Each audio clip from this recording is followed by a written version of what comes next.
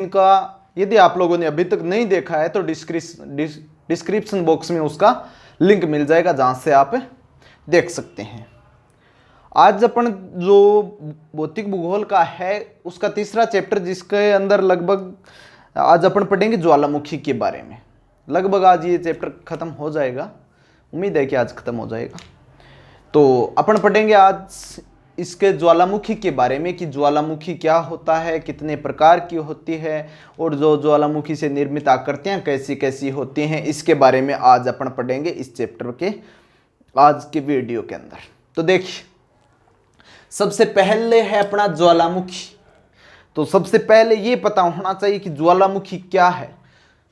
तो ज्वालामुखी क्या है? ज्वालामुखी एक स्थान है। क्या है? ज्वालामुखी एक स्थान है। और वो स्थान क्या है? वो स्थान है कि वह स्थान जहां से गैस, राख, तरल चट्टान, तरल चट्टानी पदार्थ, लावा आदि बाहर निकलते हैं।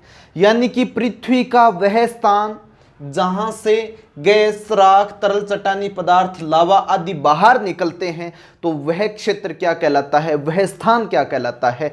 ज्वालामुखी कहलाता है। क्या कहलाता है? ज्वालामुखी। अब देखिए, ध्यान से देखिए, ज्वालामुखी के अंदर क्या होता है। जैसे मैंने मान लिया कि ये जो स्थान है, यहां से मैंने मान लिया क्या निकल रही है, ये जो गैस कण है, धूल है, तरल चट्टानी पदार्थ है, लावा आदि निकल रहे हैं। तो ये निकल रहे हैं, तो ये आ कहां से रहे हैं? तो ये इनके आने का स्थान क्या है? मैंने पहले भी बताया था। कहां से आ रहे हैं? मेंटल के ऊपरी भाग, जिसको क्या कहते हैं? दुर्बलता मंडल। क्या कहते हैं? दुर्बलता मंडल, जहां पर लिक्विड के रूप में पाया जाता है। जहां पर जैसे यहां पर मतलब लिक्विड, तरल पदार्थ के रूप में यहां पर पाया जाता है। ठीक है। तो ये तरल पदार्थ जब भूगर्भ के अंदर होता है, याद रखना, ध्यान से सुनना, जब ये पदार्थ भूगर्भ के अंदर होता है तो इसे मैग्मा कहते हैं। भूगर्भ के अंदर होता है ये तरल पदार्थ, तो क्या कहलाता है? मैग्मा कहलाता है। जब ये पदार्थ कहां पर आ जाता है? जब ये पदार्थ यानी कि इस स्थान से बाहर आ जाता है ना, तो बाहर आ जाता है तो उसे क्या कहते हैं? लावा कहते हैं। क्या कहते हैं? लावा। अब लावा और मैग्मा में क्या अंतर है? यानी कि जब लिक्विड पदार्थ भूगर्भ के अंदर होता है, और जब भूगर्भ के अंदर होता है तो इसे क्या कहते हैं? मैग्मा। और जब ये पदार्थ बाहर आ जाता है तो इसे क्या कहते हैं? लावा। तो लावा और मैग्मा आसानी से याद रह जाएगा। अब देखिए, यानी कि मैंने पहले ही बताया है कि ये आता कहां से, यानी कि पृथ्वी के किस भाग से आता है। अपन ने पढ़ा था, पृथ्वी की संरचना के अंदर पढ़ा था कि पृथ्वी के अंदर 3 परत पाई जाती है। क्रस्ट है, मेंटल है और क्रोड है। कितनी परतें पाई जाती हैं? 3 परत। तो ये जो ज्वालामुखी के अंदर भूगर्भ से बाहर निकल रहा है, तो ये किस परत से निकल रहा है? ये मेंटल के ऊपरी भाग से। और उस मेंटल के ऊपरी भाग को क्या कहते हैं? दुर्बलता मंडल या एस्थेनोस्फीयर। दुर्बलता मंडल या एस्थेनोस्फीयर से ये लावा बाहर निकलता है। जब भूगर्भ के अंदर होता है मैग्मा कहलाता है, भूगर्भ से बाहर आता है तो क्या कहलाता है? लावा कहलाता है। ज्वालामुखी क्या है? एक स्थान है। ठीक है। आगे देखिए, ज्वालामुखी के अंदर क्या क्या बाहर निकलता है? राख निकलती है, ज्वालामुखी बम, यानी कि ये बड़े बड़े टुकड़े होते हैं, धूल कण निकलती है, गैस निकलती है। गैस निकलती है तो कौन कौन सी गैसें निकलती हैं? नाइट्रोजन यौगिक, सल्फर यौगिक, कुछ मात्रा में क्लोरीन, हाइड्रोजन, आर्गन। कौन कौन से? देखिए, इनको मैं इस तरीके से लिख देता हूं। नाइट्रोजन को N2 लिख सकता हूं मैं, N लिख दीजिए। सल्फर को S, क्लोरीन को Cl, हाइड्रोजन को H, आर्गन को Ar। तो कौन कौन से हैं? नाइट्रोजन, सल्फर, क्लोरीन, हाइड्रोजन और आर्गन। ये क्या निकलते हैं? बाहर निकलते हैं। ठीक है। गैस के रूप में बाहर निकलते हैं ये यौगिक। ठीक है। अब ज्वालामुखी के प्रकार, कितने प्रकार हैं? देखिए, अपनी बुक के अंदर 4 प्रकार दे रखे हैं। 5वां ये है मध्य महासागरीय कटक ज्वालामुखी। ठीक है। तो कुल मिला के ये मुख्य 4 हैं, जबकि 5वां एक अलग दे रखा है, जिसको भी अपने पढ़ेंगे। तो ज्वालामुखी के प्रकार कितने हैं? 4 प्रकार हैं। ध्यान से देखना, बहुत अच्छे हैं, आप आसानी से समझ जाओगे। तो सबसे पहला क्या है? सील्ड ज्वालामुखी। क्या है? सील्ड ज्वालामुखी। क्या होता है सील्ड ज्वालामुखी? देखिए, क्या होता है कि सील्ड ज्वालामुखी एक बेसाल्ट प्रवाह है, यानी कि बेसाल्ट प्रवाह के बाद, सील्ड ज्वालामुखी बेसाल्ट प्रवाह के बाद सबसे विशाल है। सबसे विशाल क्या है? बेसाल्ट प्रवाह। एक नंबर पर सबसे बड़ा यानी कि विशाल आकृति के अंदर कौन सा है? बेसाल्ट प्रवाह है। कौन सा है? सबसे विशाल है बेसाल्ट प्रवाह है। कौन सा ज्वालामुखी सबसे विशाल है? बेसाल्ट प्रवाह है। 2 नंबर पर कौन सा है? सिल्ड ज्वालामुखी। अब ये जो सिल्ड ज्वालामुखी है, इसकी क्या विशेषता है? सबसे विशाल है तो इसके अंदर जो लावा होता है वो तरल के रूप में होता है। किस रूप में होता है? तरल के रूप में। जब मैग्मा बाहर निकलता है पृथ्वी के बाद, बाहर निकलने के बाद क्या कहलाता है? लावा कहलाता है। जब ये लावा तरल पदार्थ के रूप में, ये तो अधिक दूरी तक विस्तृत तक बह जाएगा। कहां तक बह जाएगा? अधिक दूरी तक बह जाएगा। अधिक दूरी तक बहने की वजह से इसकी ढाल कम होगी या ज्यादा होगी? देखिए, जैसे ये निकला, ये यहां से निकला और निकलने के बाद ये ऐसे ही है, मतलब उसी जगह एक जगह इकट्ठा हो गया, तो इसकी ढाल क्या होगी? तीव्र होगी। और जब ये ऐसे ऐसे लंबी दूरी तक जाएगा तो इसकी क्या होगी? ढाल कम होगी। तो सिल्ड ज्वालामुखी की ढाल क्या होती है? कम होती है। और इसका अच्छा क्वेश्चन क्या है? सिल्ड ज्वालामुखी कहां पर है? हवाई द्वीप में। कहां है? हवाई द्वीप में। अब हवाई द्वीप कहां है? कहां है हवाई द्वीप? आप देखिए, अपने एटलस होगी, ज्योग्राफी पढ़ रहे हो तो एटलस बुक ले आना, जिसके अंदर आप लोग देखिए कि हवाई द्वीप कहां पर है। हवाई द्वीप जो उत्तरी अमेरिका व दक्षिणी अमेरिका दोनों महाद्वीपों के पश्चिमी साइड के अंदर, एक जैसे मैं बनाता हूं, ये उत्तरी अमेरिका मान लेते हैं, ये दक्षिणी अमेरिका मान लेते हैं, तो इनके पास में यहां पर एक द्वीपों का समूह है। क्या है? द्वीपों का समूह है, जिसे क्या कहते हैं? हवाई द्वीप। हवाई द्वीप किस प्रकार के ज्वालामुखियों से निर्मित है? किस प्रकार के ज्वालामुखियों से निर्मित है? सिल्ड ज्वालामुखी से निर्मित है। किस ज्वालामुखी से निर्मित है? सिल्ड ज्वालामुखी। और ये हवाई द्वीप कौन से महासागर के अंदर है? प्रशांत महासागर के अंदर है। किस महासागर के अंदर है?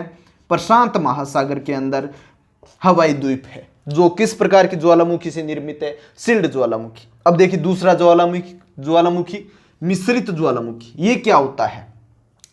ये भी जो सिल्ड ज्वालामुखी होता है ना, ये भी बेसाल्ट से निर्मित होता है। सिल्ड ज्वालामुखी भी किससे निर्मित होता है? बेसाल्ट से। यानी कि जब आप लोग इसी बुक के अंदर आगे चैप्टर में पढ़ेंगे तो आप इससे आसानी से समझ जाएंगे कि बेसाल्ट क्या है। यहां पर एक बार आप इनको नाम से याद रख लीजिए कि बेसाल्ट से निर्मित होती है। अपने इसी बुक के अंदर आगे वाला चैप्टर पढ़ेंगे, जिसके अंदर आप आसानी से समझ जाएंगे कि बेसाल्ट क्या है। अभी इतना याद रख लीजिए कि सिल्ड ज्वालामुखी किससे निर्मित होता है? बेसाल्ट से। और इसके आकृति की दृष्टि से कौन सा स्थान है? दूसरा। अब देखिए मिश्रित ज्वालामुखी। बेसाल्ट की अपेक्षा अधिक ठंडा व श्यान होता है। अधिक ठंडा होता है और श्यान होता है। अधिक ठंडा व श्यान। श्यान का मतलब क्या होता है? गाढ़ा व चिपचिपा। गाढ़ा व चिपचिपा। गाढ़ा व चिपचिपा होता है। क्या होता है? गाढ़ा व चिपचिपा। कौन सी ज्वालामुखी? मिश्रित ज्वालामुखी। इसके अंदर जो मैग्मा निकलता है वो क्या होता है? लावा अधिक गाढ़ा व चिपचिपा होता है। अधिक गाढ़ा व चिपचिपा होता है तो इसकी अपेक्षा ये छोटी होगी। और इसके अंदर गाढ़ा होता है तो भीषण विस्फोट होता है। क्या होता है? भीषण विस्फोट होता है। इसके अंदर अधिक विस्फोट नहीं होता है ना, ये कम विस्फोटक होता है। और जो सिल्ड ज्वालामुखी के अंदर लावा फव्वारे के रूप में बाहर निकलता है। निकासी पर शंकु बनता है, जिसे सिंडर शंकु के रूप में विकसित होता है। यानी कि इसके अंदर जो विस्फोट होता है वो कम विस्फोटक होता है, क्योंकि तरल पदार्थ है तो वो कम आसानी से बाहर निकल जाता है, विस्फोट नहीं होता है। ठीक है। और निकासी पर एक शंकु बनता है। शंकु तो जानते होंगे, कॉइन। देखिए जैसे ये इस प्रकार की आकृति क्या होती है? शंकु। तो इसके अंदर जो निर्मित होता है वो क्या है? निकासी पर जैसे कोई यहां से निकल रहा है तो यहां पर क्या निर्मित होता है? इस प्रकार से शंकु निर्मित होता है। यहां से ज्वालामुखी निकल रहा है तो ये क्या होता है? यहां पर शंकु विकसित होता है। क्या विकसित होता है? शंकु बनता है और सिंडर शंकु के रूप में विकसित होता है। जो शंकु बनता है वो किस शंकु के रूप में विकसित होता है? सिंडर शंकु के रूप में। कौन से ज्वालामुखी के अंदर? सिल्ड ज्वालामुखी। 2 नंबर पे मिश्रित ज्वालामुखी, जो बेसाल्ट की अपेक्षा अधिक ठंडा व श्यान होता है और गाढ़ा व चिपचिपा होता है। गाढ़ा व चिपचिपा है तो भीषण विस्फोट करता है। काल्डेरा। काल्डेरा को हिंदी में कहते हैं कुंड। ज्वालामुखी कुंड। क्या होता है ज्वालामुखी कुंड? अच्छा है ये कि ये सबसे अधिक विस्फोटक होता है, सबसे अधिक आवाज आती है इसके अंदर, सबसे अधिक विस्फोटक होता है। यदि सबसे अधिक विस्फोटक होता है तो इसका मतलब क्या हुआ? इसका मतलब ये हुआ कि ये सबसे अधिक गाढ़ा होता है, सबसे अधिक गाढ़ा होता है, जिसकी वजह से सबसे अधिक आवाज इसमें आती है। इसके अंदर ऊंचा ढांचा बनने की बजाय इतना विस्फोटक होता है कि ये ऊंचा ढांचा बनने की बजाय उसका जो जैसे शंकु है, जो छिद्र है ना, ज्वालामुखी छिद्र, वो ही उड़ जाता है, वो ही मतलब धंस जाता है। क्या हो जाता है? ढांचा ऊंचा नहीं होता, यानी कि ये धंस जाता है, नीचे धंस जाता है। अब मेग्मा का भंडार होता है ना, मेग्मा पृथ्वी के अंदर होता है, इसके अंदर काल्डेरा के अंदर क्या होता है कि जो मेग्मा का भंडार होता है वो क्या होता है? बिल्कुल पास होता है, बहुत पास होता है। छिद्र के, ज्वालामुखी छिद्र होता है ना, उसके बहुत पास होता है, जिसकी वजह से अधिक तेजी से आवाज करता है। इससे निर्मित पहाड़ियां मिश्रित ज्वालामुखी के रूप में प्रतीत होते हैं। यानी कि इससे निर्मित पहाड़ियां किस रूप में प्रतीत होती हैं? मिश्रित ज्वालामुखी से निर्मित होती हैं। ठीक है। अब चौथा है बेसाल्ट प्रवाह। चौथा क्या है? बेसाल्ट प्रवाह है। ये अपने भारत के अंदर भी पाया जाता है। देखिए, अत्यधिक तरल होता है, सबसे अधिक तरल होता है तो सबसे कम ढाल होती है। ठीक है। अत्यधिक तरल होता है तो सबसे दूरी तक बहता है, कई किलोमीटर, 50-100 किलोमीटर तक। जैसे कोई ज्वालामुखी निकला, ज्वालामुखी के अंदर क्या निकलता है? लिक्विड पदार्थ निकलता है, राख निकलती है, आग के रूप में निकलती है ना। आप लोग देख लेना, यदि किसी ने नहीं देखा है ज्वालामुखी तो यूट्यूब पर सर्च कर लेना, गूगल पर सर्च कर लेना, ज्वालामुखी आपको निकलती हुई, बहती हुई ज्वालामुखी आग के रूप में दिखाई देगी, जिसमें धुआं भी निकलता है, राख भी निकलता है। अपने लिखा है यहाँ पर, ज्वालामुखी बम, राख, धूल कण, गैसें निकलती हैं। इसको आप देख लेना, वीडियो देख लेना, आसानी से समझ जाओगे। बेसाल्ट प्रवाह क्या होता है? अत्यधिक तरल होता है, अत्यधिक तरल होता है तो सबसे दूरी तक बहता है। इस प्रकार का बेसाल्ट प्रवाह कहां पर है? भारत का दक्कन ट्रेप, भारत का दक्कन ट्रेप। याद रखना, ये आगे वाली कक्षा में भी, आपके 12वीं क्लास में भी आएगा कि दक्कन ट्रेप के अंदर किस प्रकार की मिट्टी पाई जाती है। तो याद रखना, भारत के अंदर जो दक्कन ट्रेप है वो किस प्रकार का प्रवाह है? बेसाल्ट प्रवाह। याद रखना, बेसाल्ट प्रवाह या प्रवाह है, सीधा ही नाम आए, एक ही बात है। दक्कन ट्रेप, जिस पर महाराष्ट्र पठार निर्मित है। ठीक है। इस प्रकार अब देखिए, पांचवें देर के मध्य महासागरीय कटक ज्वालामुखी। मध्य महासागरीय कटक ज्वालामुखी क्या होती है? मध्य महासागरीय कटक ज्वालामुखी ये है कि जैसे मैं एक छोटी सी संरचना बनाता हूं, ये है जैसे उत्तरी अमेरिका, ठीक है, मैं छोटी आकृति के बना रहा हूं। ये है दक्षिणी अमेरिका, ठीक है, और यहां पर मैंने बना दिया यूरोप, और इधर मैंने बना दिया ऐसे करके अफ्रीका। यहां से ये बना दिया मैंने भारत, इधर बांग्लादेश, इस प्रकार इधर प्रशांत है। तो यहां पर बीच में एस आकृति के रूप में एक श्रृंखला पाई जाती है, यहां पर भी पाई जाती है, फिर यहां से होती हुई हिंद महासागर के अंदर भी जाती है, और यहां से ये कौन से प्रशांत महासागर के अंदर भी पाई जाती है, लेकिन वो एस आकृति के अंदर नहीं होती, यहां से इस प्रकार से होती है। ठीक है।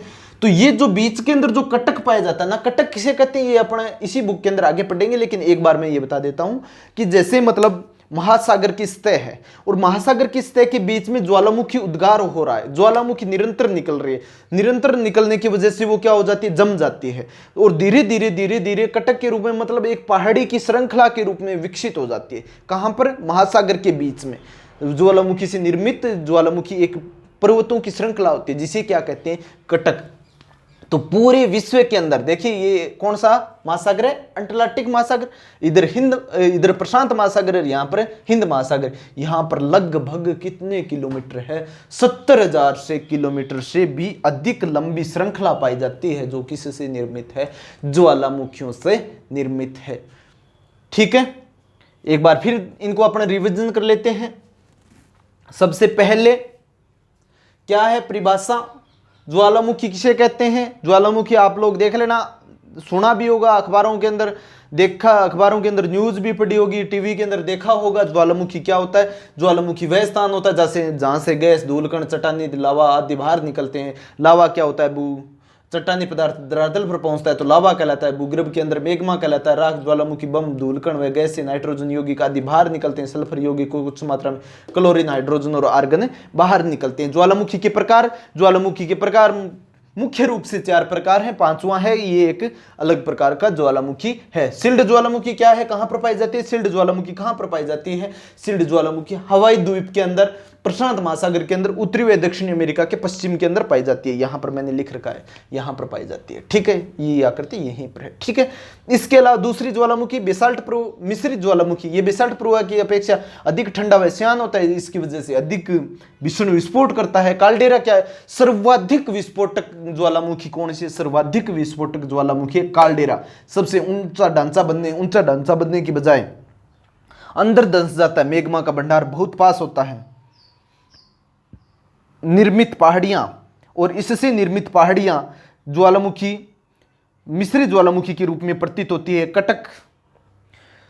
कटक ज्वालामुखी से अधिक नहीं सॉरी और आगे वाला है बेसाल्ट प्रवाह है, अत्यधिक तरल होता है। भारत के अंदर दक्कन ट्रेप जिस पर महाराष्ट्र पठार निर्मित है, ये किससे निर्मित है? बेसाल्ट प्रवाह से। और 5वीं मध्य महासागरीय कटक मैंने बता दिया, इस प्रकार की आकृति के अंदर लगभग 70,000 किलोमीटर है। कटक कैसे कहते हैं? महासागरों के अंदर एक ज्वालामुखियों से निर्मित पर्वत की श्रृंखला होती है, जिसे क्या कहते हैं? कटक कहते हैं। यदि आप लोग इसका स्क्रीनशॉट लेना चाहें तो ले लीजिए। देखिए इसके अंदर हो सकता है आपको अभी प्रारंभिक अपने नए वीडियो बना रहे हैं तो किसी की प्रॉब्लम आ रही है, तो निश्चित रूप से आपकी प्रॉब्लम सोल्व की जाएगी और आप ये प्रॉब्लम के बारे में बता सकते हैं, कमेंट कर सकते हैं प्रॉब्लम के बारे में। यदि कमेंट नहीं करना चाहें तो किसी अन्य माध्यम से, सोशल मीडिया के माध्यम से भी आप जो आपकी समस्या है हम तक पहुंचा सकते हैं। आपकी समस्या का समाधान करने का प्रयास किया जाएगा और स्क्रीनशॉट लेना चाहें तो ले लीजिए।